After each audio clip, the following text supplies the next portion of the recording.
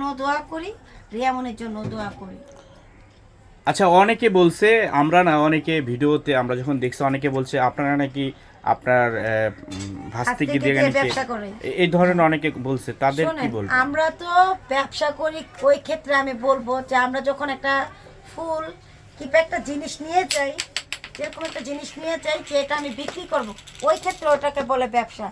এখন আপনি যদি আমার বড় হন কিংবা আমার ছোট হন, আমাকে দেখে আপনার মায়া লাগি, ওই ক্ষেত্রে আপনি বলতে পারবেন যে আপা 1,000 টাকা আমি আপনার দিই, আপনি আপনার ভাই বোন কিংবা আপনার ছেলে মেয়ে নিয়ে আপনি খান, তাই না?